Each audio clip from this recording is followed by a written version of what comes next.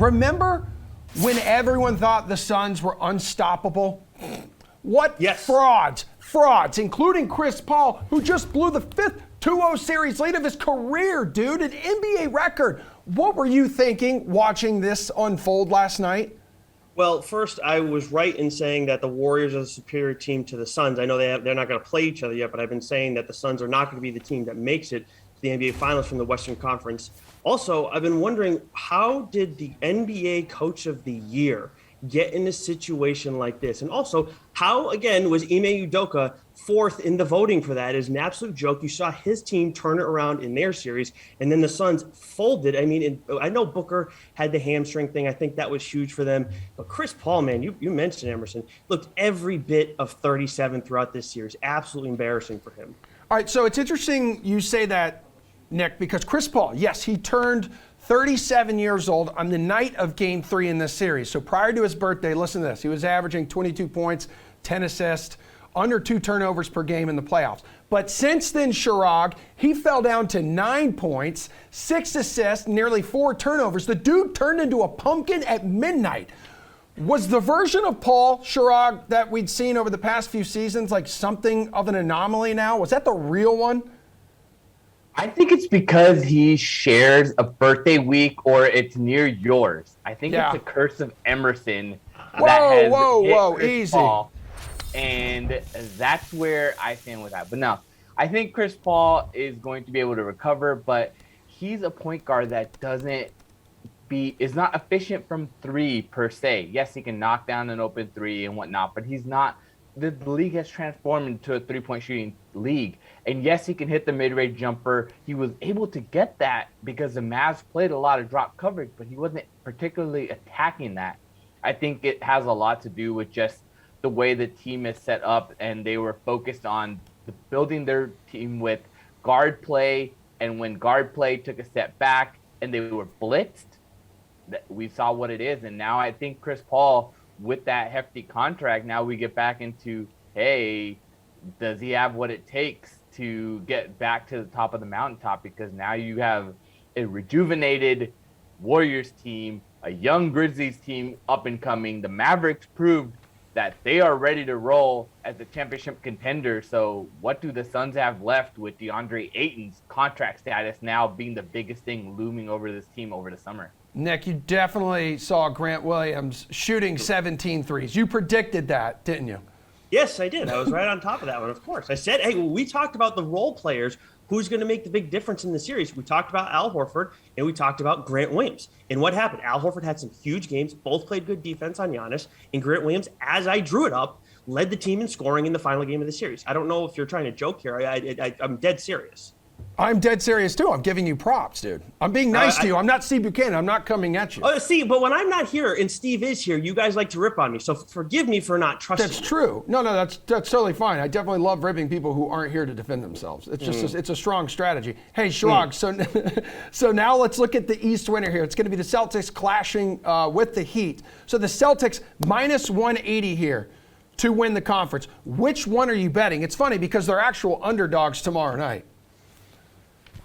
I mean, you have to lean towards the Celtics there. I think there's an opportunity to look at a, series correct score or look at the series market for some value. We have an opportunity to look at potentially Miami Heat to win game 1, but the Celtics to win the series sitting at plus 230. So I think the Heat are going to be able to come out in their first game and take care of business at home. They better. Unless they want to get smoked in this series. But I think they're going to be able to prove that home court advantage is worth something, at least to start. And I think that's where the value is. Sure, you can bet -2 or +2, whatever side, but there's plus 230 sitting for additional, getting some boost on that Celtics series number. All right, Nick, what's the play here for Eastern Conference? 2 of the best defenses, too, in this grudge match. Yeah, I think Chirag was spot on when you're talking about the Heat winning tomorrow night and then the Celtics winning the series overall. That is one of the bets that was on my radar. A couple other ones, too, when you're looking at the series market. Celtics winning the series in 6 games, plus 265. Series total games in general, I do think no matter what, it's going to be a 6-game series. That's plus 180. The Celtics spread as well, because I do, again, think this is going to be a 6-game series. Not as big a payout, even money at minus 1.5, but still, I think those are all worthwhile options. I think going with the Celtics to win in 6 games is the best way to go, obviously the best payout. But I just look at this defense, and they've weathered the storm of Giannis. They shut down Kevin Durant, within reason, as much as you can with Kevin Durant. And these role players have stepped up. We've seen Jason Tatum take over as well in games where he's needed to. So I love what this team's bringing to the table. And they've all done it without Robert Williams, who's such a great rim protector too. So I think that the Celtics right now, there's a bunch of different ways to attack them, but that is the team you got to back going into the series. All right, what about out in the West, Nick? So it looks like the Warriors now minus 225 to win that one. Mavs plus 185. Like, we obviously just saw what the Mavs did to Phoenix, who so many people thought was like this unbeatable behemoth. Yeah, and if you look at the markets on this one too, it's looking like everybody, the odds makers are thinking this is going to go to 7 games. I do think that's a fair way to look at this because of what we saw in that Grizzlies series from the Warriors. I think this is going to be a very strange series. I do think the Mavericks could steal this one, but I'm still going to lean with the Warriors in this one to win it in 7 games. But this one, I think this one's going to be kind of wild. We'll see some games where like the spread, it's not going to be even close. But still, Warriors are my team in this one. Yeah, sure. Golden State's going to try to target Luka there when it has the ball. They're going to try to exploit that defensive weakness. We saw Phoenix actually do that early in the series, but Dallas adapted well. So do you have enough faith maybe to get that plus money on the Mavs? I do have a feeling to take that plus money on the Mavs, but I'm continuing to attack these other team to win and team to win series, team to win game 1. There's more value in that opportunity there. Golden State will be coming into this matchup against the Mavs, having won the series when they won 13 straight game 1. So they want to get off to a really good start. So if you feel confident that the Warriors taking game 1 and taking the series, you get minus 125 to take that bet rather than going for the full series bet. But I think there's just value. Luka Doncic playing at an absolutely phenomenal level.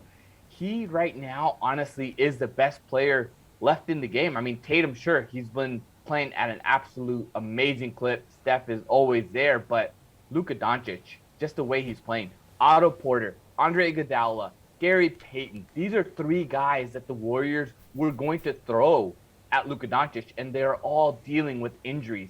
Sure, they can throw Andrew Wiggins, Klay Thompson, or Draymond Green, but the depth and versatility that the Mavs have to bring in more ball handling, move Luka Doncic around and stuff like that. I just think that there's value on the Mavs, and you can't sleep on it, especially sitting on a +5 spread. Yeah. Like there's things there that just resonate stronger. And we've seen the Golden State Warriors, they struggled at home a little bit against Memphis. They struggled on the road a little bit. This team is not foolproof. They turn the ball over a lot, putting the other team in favorable positions. Turn the ball over against Luka and the Mavs. You have multiple ball handlers able to run that up, fast break opportunities, 3-point shooting galore. I think there's going to be games where we can see 130, 140 points from either side. So you don't want to sleep on the Mavs because of their really strong shooting and versatile depth. Yeah, and Friar, they're plus 550 to win the NBA title here. That's the longest odds out of all 4 teams remaining. Warriors are the favorite. Who you betting on here? I'm going to go with the Celtics to win the finals in this one. I think if we're talking, I think the 2 better teams left in this thing still are in the Eastern Conference. As much as I do think the Celtics should roll through the Heat and have survived some of the tougher teams that they can see, this entire year I have felt that the Bucks were a legitimate title contender. The Heat, as much as I don't like them more than the Celtics or even the Bucks, I still think they have great depth to handle whatever the Western Conference can handle throw their way. And then when the Celtics, it's the same kind of deal, and they have the star power too. And with the Warriors, look, I understand them being the favorites. That is a team I've been on all year. That's why I have no doubt about them still winning the Western Conference Finals. So I'm not going to back off on that now. At the same time, the Celtics have, they're the second place team in the East, but they were terrible for the first half of the year. So I think you got to go with one of the teams in the Eastern Conference. The Celtics, though, end up being my pick. The Boston boy betting on Banner 18. Shocker right there, dude. Hey, Chirag, who you betting on? Who you betting on to win the NBA title? This really hurts being a Lakers fan. Oh, This really, really say hurts. it. Say it. Yep. I have to. I mean, I'm in Boston now.